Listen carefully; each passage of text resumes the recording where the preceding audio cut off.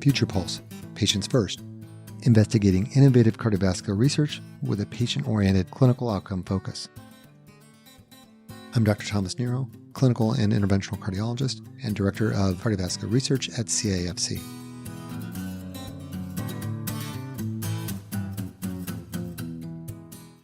Hi, good afternoon. My name is Dr. Kebrina Bartley, and today I am with Dr. Sharonne Hayes. We'll be discussing SCAD, also known as Spontaneous Coronary Artery Dissection. Dr. Sharonne Hayes is a professor and a cardiologist, and she's done a myriad of research on SCAD. Dr. Hayes, can you please tell us a little bit more about yourself? Yeah, so I am a professor of cardiovascular medicine at Mayo Clinic in Rochester, Minnesota, where my main practice areas are heart disease in women, and particularly SCAD, as well as pericardial diseases and community cardiology. How did you initially get involved with women's health and heart disease? Yeah, that's a great question. I think going way back, when I first came into practice as a cardiologist, I realized that when I was sitting with my women patients compared to my men patients, that there was more uncertainty about how the testing or the medication that I would give them would react. There was less evidence overall. And I realized that there was really a gap in evidence because women had not been included in any of the research that had done, because there was this belief that women didn't get heart disease.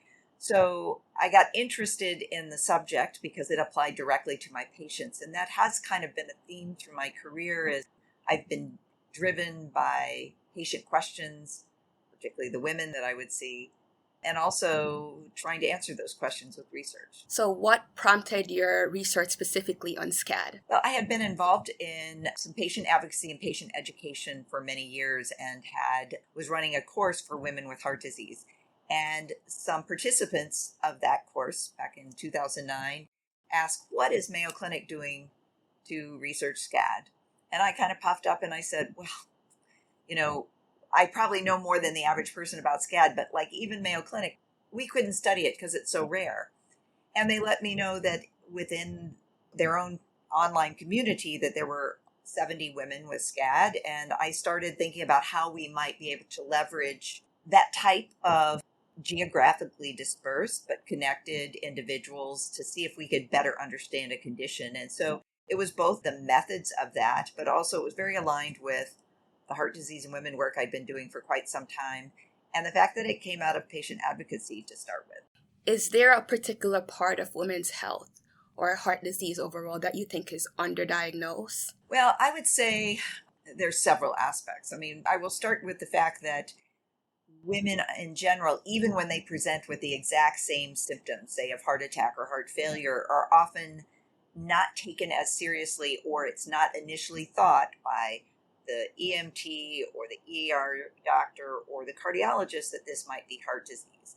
And so there's a gap there that they may not even get to a cardiologist.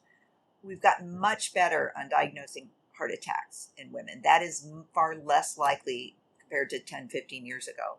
I think where the challenge is the evaluation of chest pain and breathlessness or dyspnea on exertion in women, which, yes, it could be due to deconditioning or menopause or aging, which is often what women are told, but they might also have coronary artery disease or microvascular disease or heart failure with preserved ejection fraction, which disproportionately occur in women, first of all, and second of all, are a bit more difficult to diagnose. And I might add that part of the reason that they are more difficult to diagnose is because we have not done sufficient research on these conditions that affect primarily women. We keep learning, often because we try to treat men. We treat women the same as we treat men, and we realize that didn't work out very well. In some cases, it works out great, but women may not benefit as much or may have more side effects. Theoretically, they might benefit more from certain therapies, and that's why it's so important to do sex and gender-specific research so we can find that out. Are there different variants or subtypes of SCAD? Not really. From an angiographic diagnosis standpoint, I guess you could say. So the way we diagnose SCAD is with an angiogram, a coronary angiogram. Rarely we can pick it up on a CT coronary angiogram. And so when we're looking, we were taught let's look for a flap, an intimal flap, a separation of the lining of the artery. And we now know that probably the majority of patients do not have a flap. They actually have like a bruise or an intramural hematoma. There are some patients that are more at risk for a more serious type of SCAD, where they're more likely to have the proximal coronary arteries like the left main or both the LAD and circumflex involved. That's more common in patients if they have SCAD after giving birth. But the main thing is it really is kind of the same physiology whether you have an intramural hematoma or a flap. It just one is probably more advanced in the time frame. Do you think, because SCAD is so complex in terms of the pathophysiology, do you think that's one of the reasons why physicians have such hard time diagnosing SCAD or understanding it overall? Yeah, that's such a great question, because I think there's multiple reasons. I think going back to talking about, it's a problem that's predominantly in women, over 90% women. So if we would argue that sometimes things that affect women put it less of a research priority or funding priority or an investigation. So I think we've got a bit of a legacy of that. So we're playing catch up with understanding SCAD. Part of it is sometimes the angiographic findings. So say the woman gets through the emergency department and through the cardiologist and gets to the angiogram. Sometimes the finding is really subtle. It actually takes an extra few times at looking at that angiogram or some intravascular imaging. So I do think it often can be mistaken for other things. And I do think that's also getting better as people are more confident about it. But we believed that you had to have a flap and that this was so rare that it couldn't be studied until about a decade ago. And so there's been a lot of progress, and I think there'll continue to be progress. But that's part of why this is so challenging. Based on your experience with SCAD, what are contributing factors, do you think, that increase patient risk for SCAD? Well, that's still a work in progress, but what we do know is that being female, okay, because 90+% of individuals are women, the period after giving birth and late in pregnancy and the first couple of months after giving birth is a higher risk period. But obviously, hundreds of millions of women have babies without having a heart attack. So it's still a relatively small proportion. The majority of patients who have SCAD, if we go looking, they have abnormalities in other blood vessels and other arteries. And the most common is a condition called fibromuscular dysplasia, or FMD. So we start looking for those things and connections because that probably is a risk factor. There may be some genetic variants that are of interest. There isn't a single SCAD gene, but we know that there are some mutations on certain genes, like factor 1, that may render an individual more likely to have a SCAD or FMD. And that's an exciting part of the research right now. That's very interesting.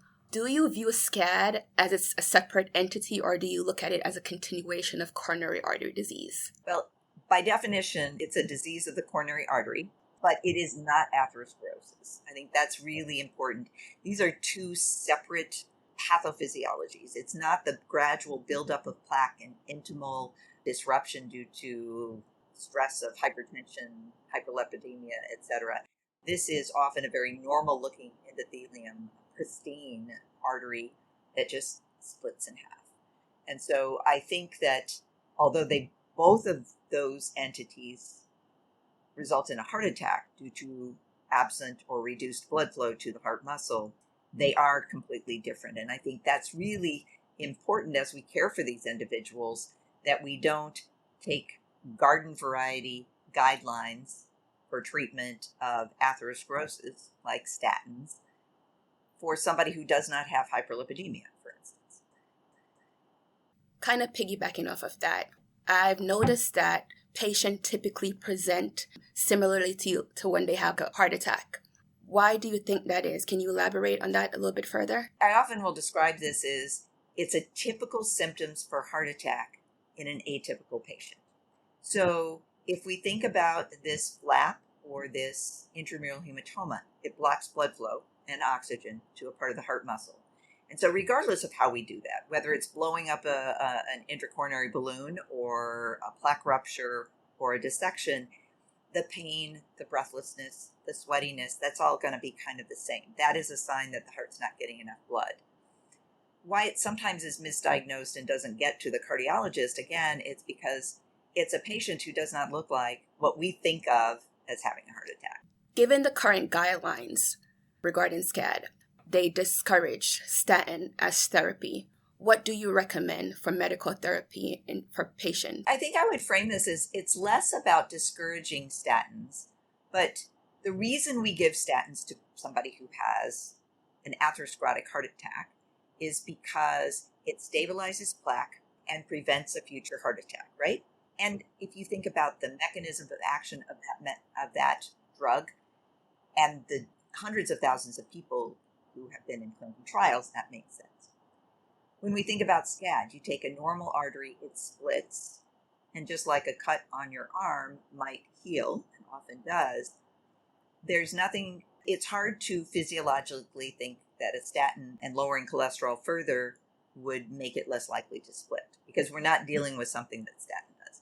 And that's just an example with a statin. So I think thinking how we treat individuals, well, what might be at play that it makes it more likely to have a SCAD?